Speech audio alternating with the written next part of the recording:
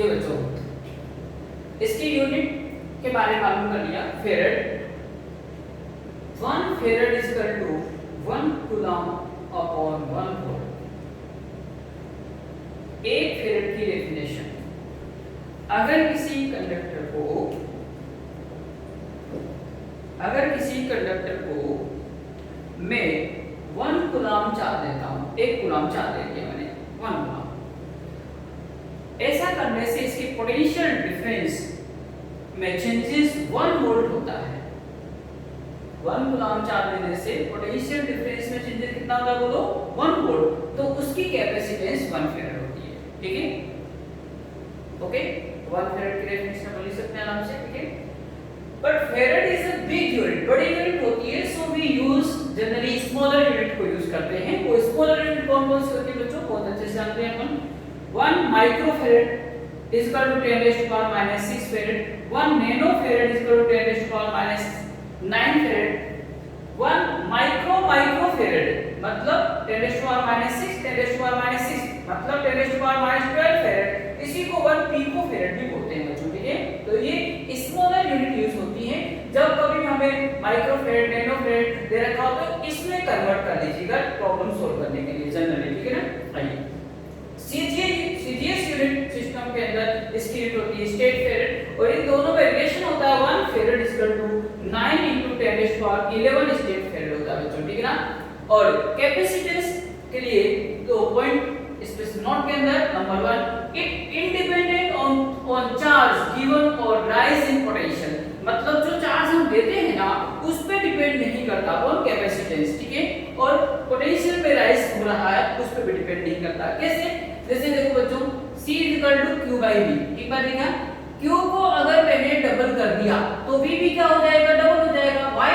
Q directly proportional to V, ये double तो वो भी डबल, यह डबल तो ये भी डबल, दोनों कैंसिल हो गए, कोई चेंजेस नहीं हुआ, तो हम कह सकते हैं it independent of charge given और राइज इन पोटेंशियल, उस पे डिपेंडेंट नहीं करता है। ठीक है, अगला पॉइंट है बच्चों नोट नंबर 2 में, it is also independent nature of material and thickness of conductor. ठीक है, देखिए थिकनेस, मोटाई, कंडक्टर की मोटाई थिकनेस पे डिपेंड नहीं करता है, और उसके नेचर ऑफ मटेरियल पे डिपेंड नहीं करता है कि एल्युमिनियम का है, कि कॉपर का है, कि Fe का है, किसका है कंडक्टर, इस पे डिपेंड नहीं करता है। ठीक है ना, तो बच्चों नोट कर लीजिए, बाकी इंफॉर्मेशन आगे देते हैं पर। ठीक है,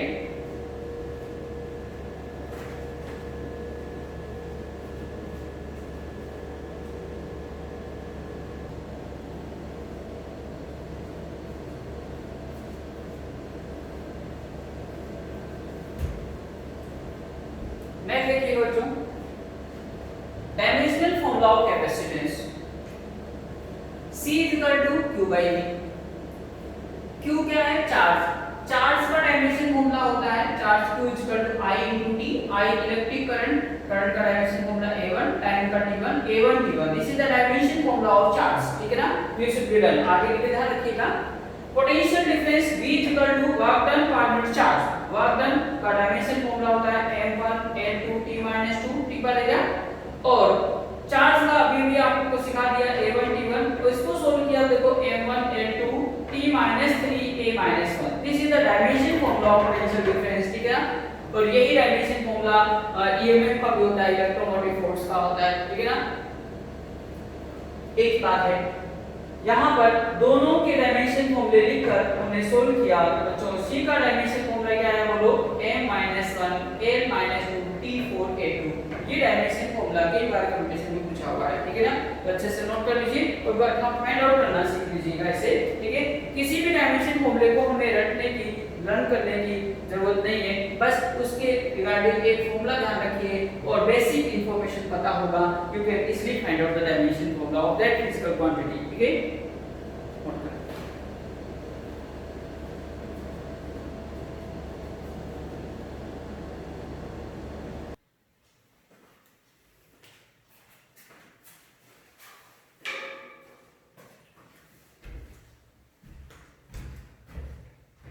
नेक्स्ट बच्चों देखिएगा, again Q directly proportional to V हम जान चुके हैं। ठीक है ना, तो Q और V के बीच में जो ग्राफ प्लॉट करेंगे बच्चों, स्ट्रेट लाइन आएगा, क्या आएगा बोलो, स्ट्रेट लाइन। और इस स्ट्रेट लाइन का जो स्लोप फाइंड आउट करूंगा मैं, स्लोप का मतलब tan theta, slope of QV graph tan theta is equal to, देखो परपेंडिकुलर अपॉन बेस, परपेंडिकुलर के अलोंग कौन है, क्यू चार्ज क्यू, बेस के अलोंग कौन है बोलो वी, क्यू बाई वी क्या होता है सी कैपेसिटेंस, तो tan theta is equal to C, ठीक है। और टेन थीटा को बोलते हैं स्लोप, क्या बोलते हैं slope, it is slope, slope मतलब tan theta, slope of QV graph, कौन सा ग्राफ है क्यूवी ग्राफ, ठीक है, इज इक्विवेलेंट टू कैपेसिटेंस, ठीक है। तो slope of QV graph is equivalent to capacitance, और इस ग्राफ को क्यूवी ग्राफ रीड करते हैं, आपको पता ही है, पहले वाई एक्सिस वाला रीड करते हैं फिर एक्स एक्सिस वाला, क्यूवी ग्राफ रीड करेंगे ना कि we Q graph is wrong, ठीक है क्या, तो इसको ध्यान दीजिए, फिर इस पे सब्स्टिट्यूशन करते हैं अपन।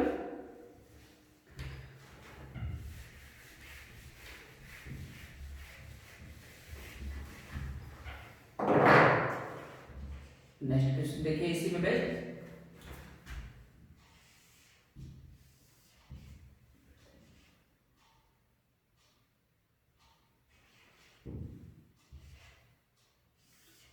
दो ग्राफ दिए गए बच्चों, ये 30 डिग्री और ये 30 डिग्री, और हमें कहा गया है फाइंड रेशियो ऑफ कैपेसिटेंस, ठीक है। तो अभी में हमने सीखा slope of Q V graph is equal to C होता है, ठीक है। तो स्लोप का मतलब tan theta, so we can write C A upon C B is equal to tan theta. तो ए एंगल कितना बनाना है 30 डिग्री, हमेशा एंगल को हॉरिजॉन्टल से मेजर करना है इन एंटी क्लॉकवाइज डायरेक्शन, ठीक बात है क्या।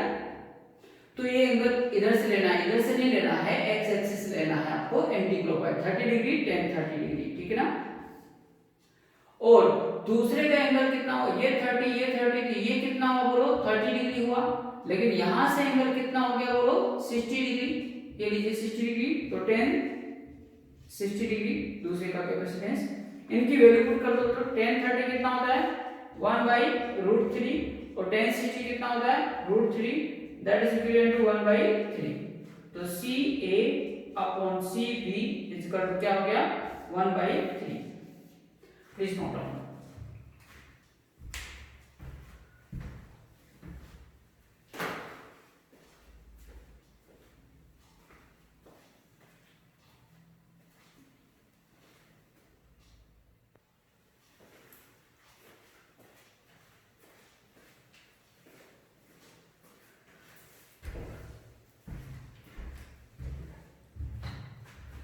नाउ बच्चों कैपेसिटेंस ऑफ स्फेरिकल कंडक्टर, हमारे पास में एक स्फेरिकल कंडक्टर है, ठीक है, उसकी कैपेसिटेंस के बारे में स्टडी करने जा रहे हैं, ठीक है। When a charge q is given to any conductor, ठीक है, और हम जानते हैं बच्चों जब किसी कंडक्टर को चार्ज दिया जाता है, क्या कोई भी चार्ज दिया जाता है तो सारा का सारा चार्ज कहाँ रहता है बोलो सरफेस पर, ठीक है ना। तो ये क्या है कंडक्टिंग स्फीयर, बोले तो कंडक्टिंग गोला, तो गाना एक याद दिलाता हूं आपको छोटा सा, कंडक्टिंग गोला चार्ज सरफेस पर डोला, मतलब जो भी कंडक्टर को चार्ज देंगे वो कहां चला जाता है बोलो सरफेस पे चला जाता है सारा का सारा, ठीक है ना। ये तो यहाँ पर इस पे चार्ज क्यू देने पे उसके पोटेंशियल में जितना राइज होगा वो हम बात करते हैं और कैपेसिटेंस फाइंड आउट करते हैं, ठीक है। तो कैपेसिटेंस का फॉर्मूला हम जानते हैं Q by V होता है बच्चों, ठीक है ना।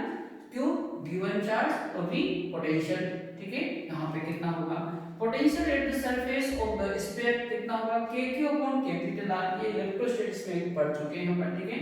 K कूलम्ब्स कांस्टेंट होता है बच्चों, इस K की वैल्यू अपन जानते हैं, यहाँ पर K की वैल्यू होती है 1/4 पाई एप्सिलॉन नॉट, ठीक है ना, ये वैल्यू होती है। इसकी आगे की वैल्यू भी अपन जानते हैं, ये 9 × 10⁹ newton metre square upon coulomb square, this is the value of K, ठीक है ना। ये भी वैल्यू होती है, ये भी होती है, ठीक है। तो K के स्थान पे हमने क्या लिख दिया 1/4 पाई एप्सिलॉन नॉट, ठीक है, Q अपॉन R। ये V की value put in equation first, यहाँ पे पुट किया बच्चों, c की वैल्यू आपके पास में आ गई, q से q कैंसिल होके 4 पाई एप्सिलॉन नॉट r। ये तो पूरा कांस्टेंट है, so we can say c directly proportional to r। Capacitance o symbol लिया है क्योंकि आसपास एयर है, फ्री स्पेस है, इसलिए o ले लिया सिंबल मैंने, ठीक है ना। तो c डायरेक्टली प्रोपोर्शनल टू क्या है, r, ठीक है। ने जितना ज्यादा रेडियस होगा कंडक्टिंग स्फीयर का उतनी ज्यादा उसकी कैपेसिटेंस होगी, ठीक है। यहाँ पे मीडियम क्या है बच्चों, एयर और फ्री स्पेस। एप्सिलॉन नॉट जानते हो परमिटिविटी ऑफ फ्री स्पेस, ठीक है।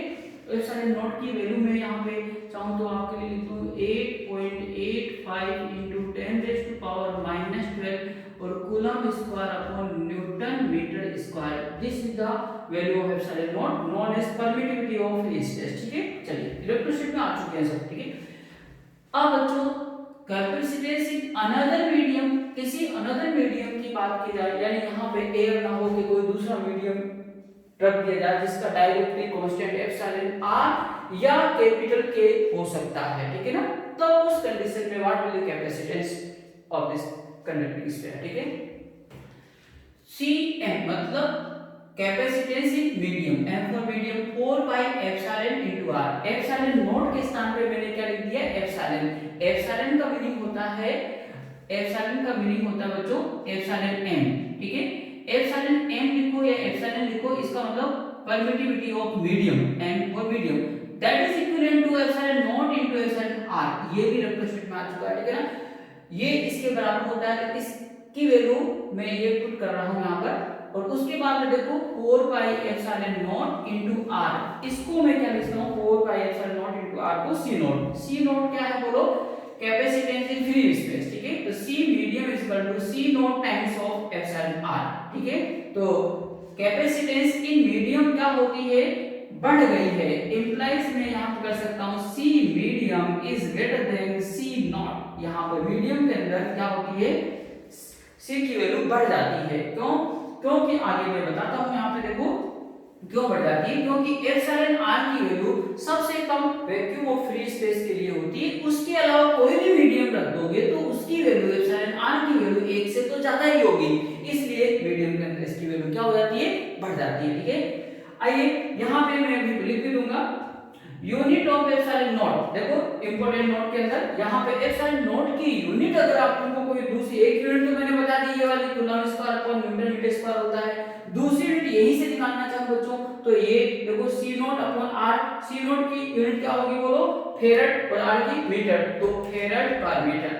एप्सिलॉन नॉट और इसको कैपिटल K से भी सिंबलाइज किया जाता है, यानी आज आपके लिए मैसेज एप्सिलॉन r लिखो या कैपिटल K लिखो, दोनों सिंबल एक ही हैं, ठीक है। इनके नाम डाइलेक्ट्रिक कांस्टेंट ऑफ मीडियम, दूसरा नाम मैं बोल देता हूं यहां लिखा नहीं है, रिलेटिव परमिटिविटी ऑफ मीडियम, ठीक बात है क्या। और यहाँ पे स्पेसिफिक इंडक्टिव कैपेसिटी भी कहलाता है, ठीक है ना। क्या कहलाता है, स्पेसिफिक इंडक्टिव कैपेसिटी, SIC, ये भी कहलाता है स्पेसिफिक इंडक्टिव कैपेसिटी, ठीक है। और ये बच्चों unit less and dimension less होता है, कैसे ये भी सिखा देता हूं मैं। यहाँ एप्सिलॉन r की वैल्यू क्या होगी, Cm upon C not, Cm upon C not. Cm इसकी यूनिट भी फेरेड, इसकी भी फेरेड, तो कैंसिल हो गया, यूनिट लेस हो गया। और हर यूनिट लेस फिजिकल क्वांटिटी हमेशा क्या होता है, डायमेंशन लेस होता है, ठीक है ना। चलिए ये बात ध्यान रखिए, every all unitless physical quantities are always dimensionless, लेकिन उसका रिवर्स सही हमेशा नहीं है, ठीक बात है क्या। चलिए जो एप्सिलॉन r की वैल्यू 1 होती है फॉर एयर और फ्री स्पेस के लिए, ठीक बात है क्या। वाटर के लिए 81 होती है और मेटल और एनी कंडक्टर के लिए इनफाइनाइट होती है बच्चों, ठीक है ना। या और मैं यहां पे लिख दूं आपके लिए एप्सिलॉन r से रिगार्डिंग उस पॉइंट, ठीक है। देखिए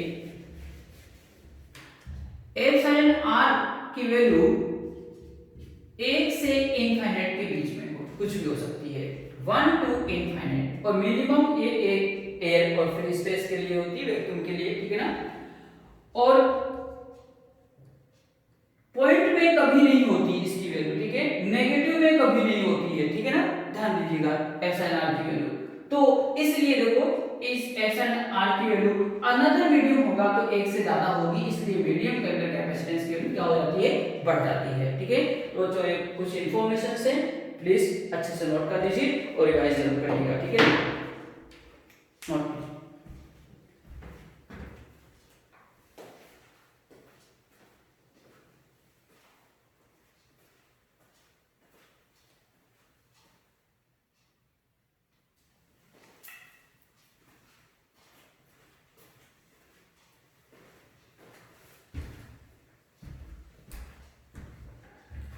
नेक्स्ट पॉइंट बच्चों देखिए, कैपेसिटेंस किन किन पॉइंट्स पे डिपेंड्स करता है। Depends number 1 size and shape of the conductor, उसकी साइज क्या है, आर ज्यादा होगा तो कैपेसिटी ज्यादा, और उसकी शेप कैसी है कंडक्टर की, उस पे भी डिपेंड करता है।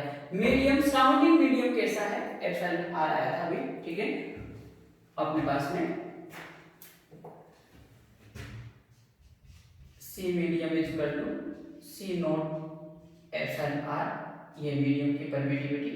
ठीक है, डायरेक्टली कांस्टेंट ऑफ मीडियम और रिलेटिव परमिटिविटी ऑफ मीडियम। ठीक है, presence of other conductor near it, इसके पास में कोई दूसरा कंडक्टर रहता है तो उसका भी इफेक्ट पड़ता है, वो आगे डिस्कस करेंगे अपन। ठीक है ना, कुछ नोट देखो, k की वैल्यू मैं लिखा चुका हूं 1/4 pi epsilon naught from electrostatic 9 * 10⁻⁹ newton metre square per coulomb square. बच्चों इससे 4 पाई एप्सिलॉन नॉट की वैल्यू कैसे होगी, इधर गया के नीचे आ गया। ठीक है ना, इसको अपन 1/k भी लिख सकते हैं, अपन क्या लिख सकते हैं 1/k। ठीक है ना, तो k की वैल्यू ये लिख दिया 1 दिस और कूलम स्क्वायर पर न्यूटन मीटर स्क्वायर, तो 4 पाई एप्सिलॉन नॉट की वैल्यू ये वाली हमें प्रॉब्लम सॉल्विंग में यूज कर लेनी है। ठीक है ना, कौन सी 1/9 * 10⁹. ठीक है, तो आइए एक छोटा सा क्वेश्चन है, find the capacitance of the earth. ठीक है, थ्योरेटिकली ये इसका मतलब थ्योरेटिकली, और रेडियस ऑफ द अर्थ कितना होता है 6400 किलोमीटर। ठीक है, तो स्फेरिकल कंडक्टर के लिए कैपेसिटेंस का फॉर्मूला है, कैपेसिटेंस का बच्चों 4 pi epsilon not * r।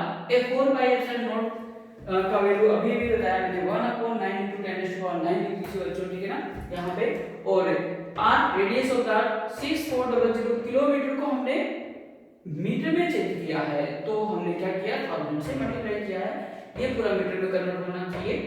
Solve करेंगे 711 माइक्रोफैरड, ये कैपेसिटेंस ऑफ द अर्थ प्राप्त होती है थ्योरेटिकली। ठीक है ना, जो कि बहुत ज्यादा है, ऐसी बात नहीं है। ठीक है, बट एक नोट में ध्यान रखने की बात है, capacitance of the earth practically कितना होता है इसकी कैपेसिटेंस, तो वो है इनफाइनाइट। क्या होता है बच्चों, इनफाइनाइट।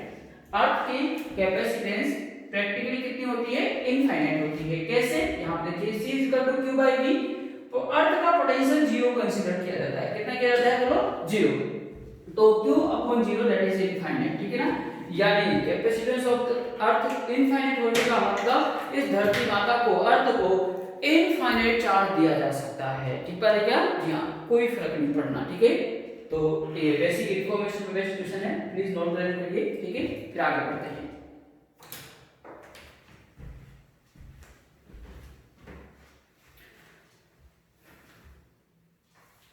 तो ये इंट्रोडक्शन का पार्ट अपना कंप्लीट होता है। ठीक है ना, नेक्स्ट आर्टिकल के अंदर, नेक्स्ट पॉइंट के अंदर आगे की थ्योरेटिकल पार्ट बताया जाएगा। आपके लिए कुछ नहीं, बस रिवाइज करके जरूर आइएगा। ठीक है, इसको जितना बताया तो उसको बार बार वीडियो को, ठीक है, देखिएगा और हर बात को मालूम करिएगा। ठीक है, thank you.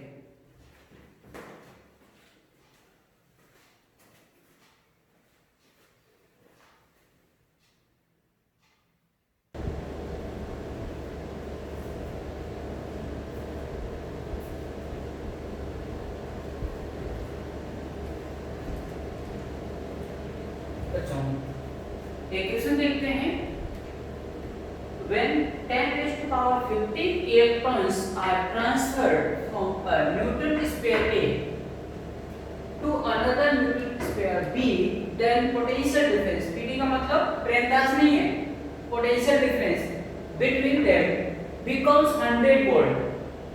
Find capacity of such type of system. ठीक है ना बच्चों, एक स्फीयर से दूसरे स्फीयर को 10⁻15 इलेक्ट्रॉन ट्रांसफर कर दिए गए। ठीक है ना, और उनके बीच का पोटेंशियल डिफरेंस क्या हो गया 100 वोल्ट। तो इस सिस्टम की कैपेसिटी फाइंड आउट करना है। तो C = Q/V कैपेसिटेंस, Q = जो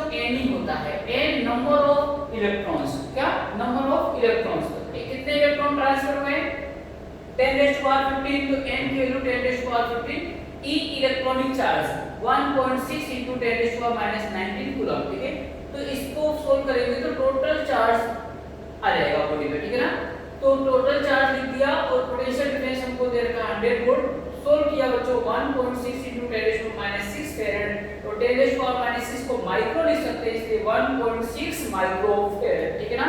this is the capacitance of such type of system, ठीक है। Please note down.